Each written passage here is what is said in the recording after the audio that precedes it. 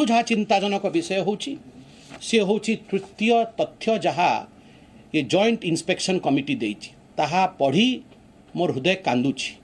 आपण देखंतु मु आपण पे पढुछि। There is every possibility that the agency OBCC during the excavation or the soil removal might have destroyed the archaeological remains of the heritage site। बंधुगण केते चिंतार विषय।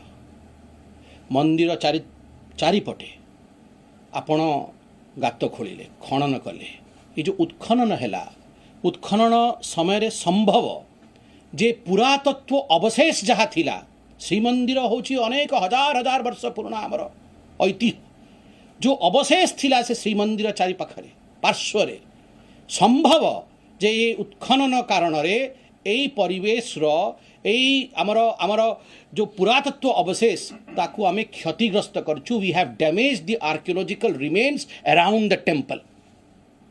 आठु दुखर विषय कौन हो पार केंती संरक्षित करवा ता चिंता करवा कथा सरकार को केंती आमे बंचेकी रखिबा आम इतिहास को आम स्वाभिमान को आम गौरव को ता विषय चिंता करवा कथा किंतु आमे डिस्ट्रॉय कर सारूँ आमे ताकू तहस नहस कर सारूँ। आहा आज तथ्य आम आम आगे आसुचु। भूली जातु मु भारतीय जनता पार्टी अनेक बीजेडी साथी माने मते शुणुवे भूली जातु आपण बीजेडी कांग्रेस साथी माने मध्य प्रेस कॉन्फ्रेंस को शुणुवे आपण भूली जातु आपण कांग्रेस आपण मु समस्त आम ओडिया। श्रीमंदिर आमर धरोहर श्रीमंदिर आमर केंद्र बिंदु जदि जो आमर पुरातत्व अवशेष को आम ध्वंस करिचु ताहा पई दायी किए। Who is responsible for destroying the archaeological remains around the temple. आ उत्तर किए दब आ उत्तर राज्य सरकार देवे। आपण मन पकांतु ठीक एई भली घटना दुर्घटना मु कहिबी लिंगराज मंदिर पार्श्वर होता आम मैंने अपोज करूँ बाध्यतम आपन को अटकिया को पड़ला काम फल कौन है अति सुंदर महिषासुर मर्दिनी को मूर्ति बाहरी 7th सेंचुरी महिषासुर मर्दिनी मूर्ति बाहरुची 7th सेंचुरी आर्कियोलॉजिकल रिमेन्स बाहरुची। ओडिया जाति केते संपन्न थिला ओडिया जातिर इतिहास केते विराट थिला 6th सेंचुरी 7th सेंचुरी रे मध्य आम एभली भावे निर्माण करि पारथिलु ताहा आज विश्व जानि पारुछि। It's a world heritage today. Jagannath मंदिर चारित्र आपण जहाँ करिसंती ताहा अन्याय ताहा अतिक्रमण। आज कहले एटा अतिशयोक्ति हब नाही अतिरेक हब नाही कि आज दिन प्रत्येक ओडिया पाई एक कला दिवस। जदि आमे श्रीमंदिर आर्कियोलॉजिकल रिमेन्स पुरातत्व अवशेष को ध्वंस करिचु ताठू बेसी बड़ पापर काम आम पई हेई नथिबो।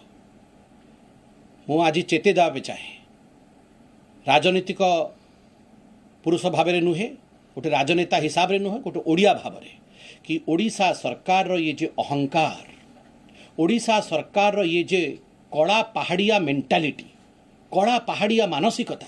कड़ा पहाड़ कौन करथिला कड़ा पहाड़ भी आमर आर्कियोलॉजिकल रिमेन्स को आमर पुरातत्व अवशेष को ध्वंस करथिला। आज पुनः ओडिशा सरकार आमर आर्कियोलॉजिकल रिमेन्स आमर स्वाभिमान आमर आमर इतिहास उपर कुठाराघात करिछि। ए जो कड़ा पहाड़िया मानसिकता ओडिशा सरकार आपण कौन पाइले ए मानसिकतार कहीं मानसिकता रखिचंती कहीं एरोगेंस व्हाई दिस एरोगेंस कहीं अहंकार।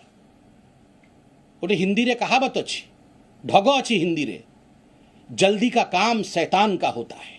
जल्दी जल्दी जो आम सब कथा करवा जल्दी जल्दी 30 फुट गात कर पकेबा जल्दी जल्दी आम बड़ बड़ बीम पकेबा जल्दी से आम रिसेप्शन घरटा कर पकेबा। एसआई आमसरा एक्ट अंतर्गत आमको परमिशन दबा पूर्वरु आम सब कथा कर पकेबा कहीं वाय ए प्रतिस्पर्धा कहीं राजनीति टू बड़ होचंती धर्म राजनीति टू बड़ होची आमर इतिहास राजनीति टू बड़ होची आमर स्वाभिमान। जदि आमर धर्म उपरे आघात हब जदि आम महाप्रभु उपरे आघात हब जदि आम मंदिर उपरे आघात हब जदि आमर अवशेष उपरे आघात हब तो आम चुप बसिबा कि ना आम जागृति करिबा लोकों को सत्यटा कहिबा लोकों को मध्य सत्य प्रतिपादित करिबा। बंधुगण पुरीर सांसद सदन ठिया कि कहले ओनली 4 टॉयलेट्स पिनाकी बाबू कौटी अच्छा आपण आज कौटी अच्छा आपणकर निजर एजी आपण तो निजे वकील आपणकर निज एजी कहउचंती no we will remove the reception site from the prohibited area and we will take it to the regulated area. Pinaki बाबू आपण तो निजे गोटे वकील आपण तो ए भाषा बुझी पारुचंती आपण तार सत्यता जानिचंती आपण पार्लियामेंट रे मिछ कहिले you lied on the floor of the parliament 4टी टॉयलेट आपण महाप्रभु को संस्कृति विषय कहले केवल 4टी टॉयलेट। भारतीय जनता पार्टी केबे भी चाहे ना कि विकास और सौंदर्यकरण मंदिर ताकू आम प्रतिरोध